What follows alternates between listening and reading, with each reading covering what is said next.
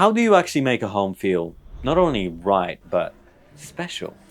Not just functional, but personal, warm, and built for you and your family.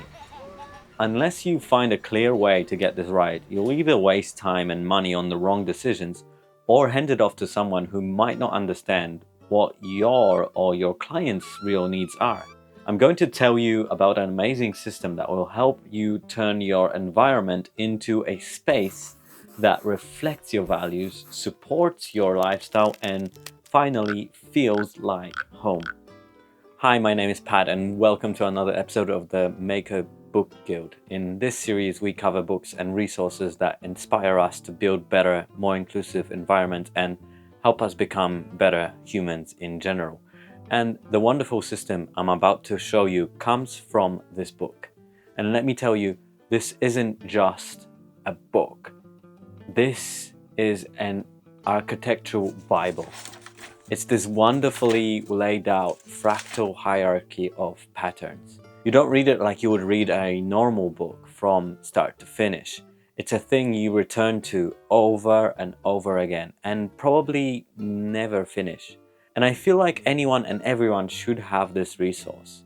If you want to learn how to create a warm and friendly neighborhood community, you will find that here. If you are a builder or a designer, this resource will help you communicate better with your clients and help you make better suggestions on design decisions. And finally, if you are a homeowner, this will inspire some ideas on how to create spaces that feel cozy, like places you want to actually spend time in. Basically, it gives you or your clients the ability to shape your environment while removing a lot of doubts. And what's so special about this book? You might even be saying, I don't really want to be reading another book. But before you click away, let me show you something. This book is a fireplace looker througher. This book isn't your typical slog of a book. It is a thing you pick up for 5 minutes and read one little chapter to discover something new about the world that is built around us. It is also a thing that you pick up for 5 minutes and end up putting it down 55 minutes later because of the rabbit hole you've sent yourself down. Because each pattern leads to another.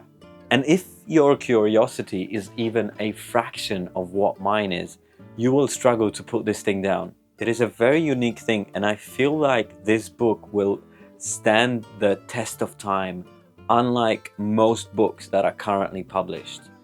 The way this thing is laid out is very specific. It's got this hierarchy of design, and it makes a lot of sense. And what it is the book starts with a 30,000 foot overview with things like discussion on how to distribute towns so that the country is good to explore, yet not so distant apart that it takes forever to visit neighboring towns. Then step by step it zooms in from town to smaller communities to individual homes. So you'll find things like guidance on how to create building clusters so that small communities emerge. Communities and neighborhoods that actually feel safe and friendly and interactive. As a side note, I remember a time when I was a teenage boy and we moved from a small Polish village community where a lot of people knew each other, footpaths everywhere, everything was walkable distance and easy to get to. And then we moved to a big city in Australia where there were barely any footpaths. You barely knew your next door neighbor and you had to get into a car to get anywhere. And I remember that change as a difficult and cold one. So this stuff really matters, and our environments shape who we are and how we behave. But anyway, the book eventually gets into the nitty-gritty and talks about a singular building itself, from how to design your doors and windows and where to place them, down to how to design a bedroom so that it feels private and secure. I remember when I first discovered this book, it lit a fire under my bottom end and inspired so much in terms of shaping our first home. but it also helped me discuss certain ideas with clients during their renovations. I've read reviews on Amazon of people who have bought this book 30, 40 years ago and built homes using it and praised the crap out of it. And when you read this thing, you will find patterns and examples that you didn't know existed.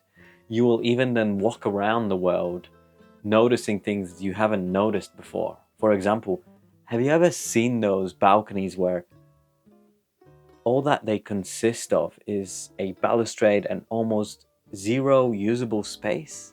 Well, in here, we can find the 6-foot balcony rule. And this rule states that a balcony needs to have at least 6 feet of width if it is to be regularly used. Any less and there won't be enough space for some seating and a table. It basically won't get used. And after reading this, you will notice balconies that are tiny without anything on those balconies. They're not actually being used by humans. They don't have any life on them. Maybe apart from someone going out to have a smoke or something. Here's another example. Unless spaces in buildings are arranged in a sequence which corresponds to their degrees of privateness, the visits made by strangers, friends and guests, etc. will always be a little awkward. So it dictates that, for example, a bedroom should be the furthest away from the entrance. So you have entrance, living room, dining room, then bedroom is the furthest away. So with each gradient, it gets more intimate. Another example is, have you ever walked around the city where there was a rectangular path, but then there was a natural path made by someone cutting across the grass and people always walking across that? That's where those pavements should be, not where somebody has decided to go around that path. The shortest way always wins. There's so many examples like this. Here it is. Set a 4-story height limit on the site. This rule comes from 4-story limit. So you can look at number of stories designed for a building, but then realize that these patterns, they're intertwined. So you're in number 96, but then you go to 21, which is actually the one I'm looking for. 21 talks about 4-story limit in any urban area. No matter how dense, keep the majority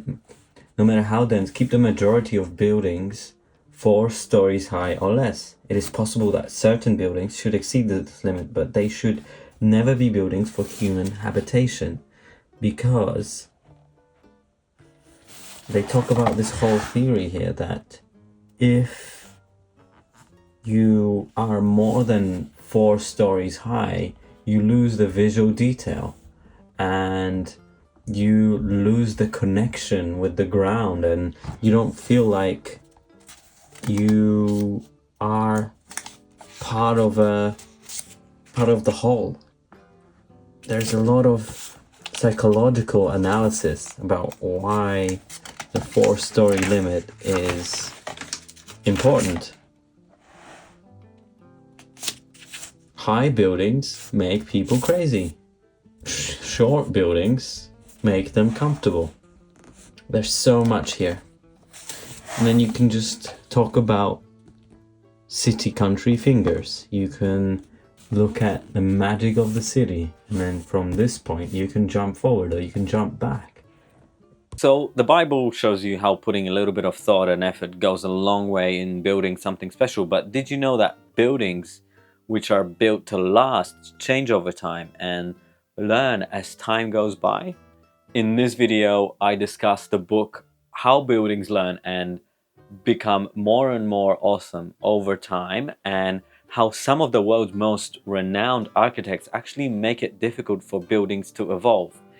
It's probably one of the most mind-bending books that I've read over the past couple of years, so go check it out. Either way, thanks for watching, and I'll talk to you in the next video.